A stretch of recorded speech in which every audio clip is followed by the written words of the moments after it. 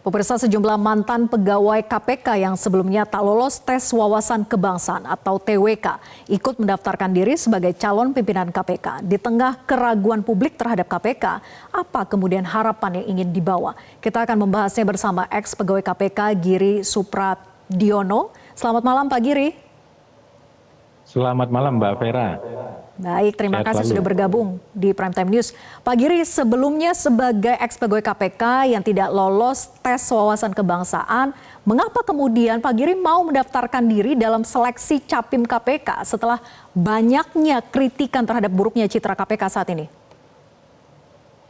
Yang pertama, yang jera itu koruptor mestinya Mbak ya. Jadi jangan pemberantas korupsi kayak kita ini yang jera. Jadi walaupun kita kena tes yang rekayasa TWK sehingga kita dikeluarkan dari KPK, kan kita tahu bahwa TWK itu hanya isapan jempol karena kita sebenarnya lulus dan saat ini menjadi ASN di Polri. Bahkan beberapa waktu lalu saya dipromosikan oleh Kapolri untuk menduduki yang lebih tinggi. Artinya bahwa kita bukan seseorang yang nggak lulus, tetapi kita adalah orang-orang yang terpilih sebenarnya untuk untuk kembali kepada KPK. Jadi saatnya mungkin ini adalah saatnya kembali pada teman-teman yang 57 plus 58 total untuk bisa kembali ke KPK lagi. Ya, saatnya untuk kembali ke KPK. Ya. Pak Giri, lalu kemudian gagasannya apa yang mau dibawa dan diperjuangkan nantinya dengan menjadi Capim KPK ini? KPK ini berada di titik terendah saat ini. Tingkat kepercayaan KPK dari survei Kompas kemarin bulan Juni itu terendah dibandingkan 8 lembaga negara lainnya.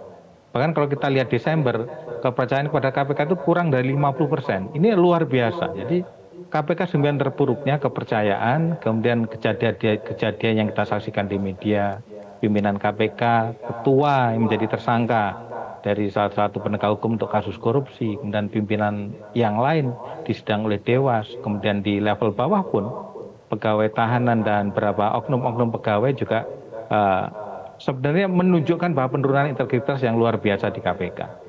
Jadi kita tidak boleh membiarkan pembusukan KPK ini karena KPK itu harapan masyarakat kita semuanya. Jangan dibiarkan mati, kita harus juga tetap hidupkan itu.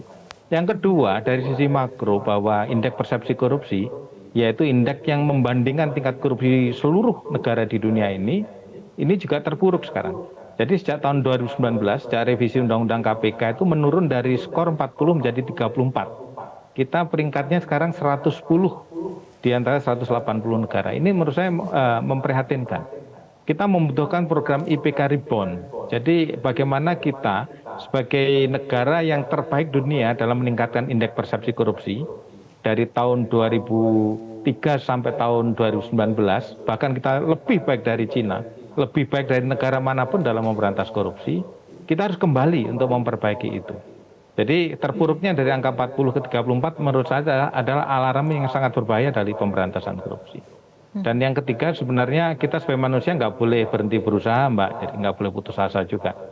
Jadi masyarakat harus tetap berpegang pada yang benar gitu ya, jangan yang menang saja.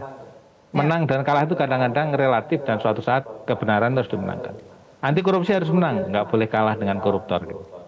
Jadi kami teman-teman yang kebetulan sebagian besar itu bertugas di kepolisian saat ini juga didorong oleh Kapolri untuk bisa mendaftar sebagai pimpinan KPK di sini.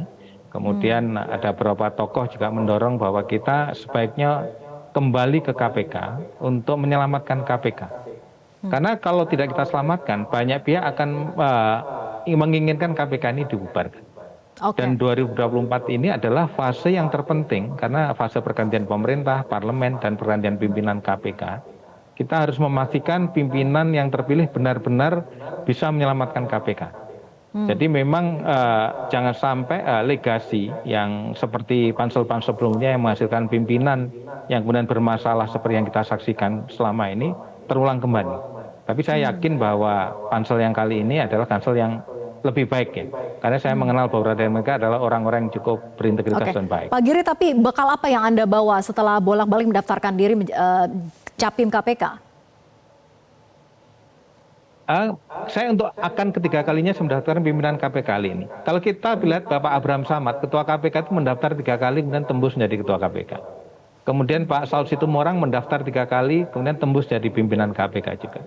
Jadi memang tidak harus di pertama kita harus tembus karena kondisi pansel, situasi politik, kebutuhan dan lain-lain itu sangat tergantung dengan situasional.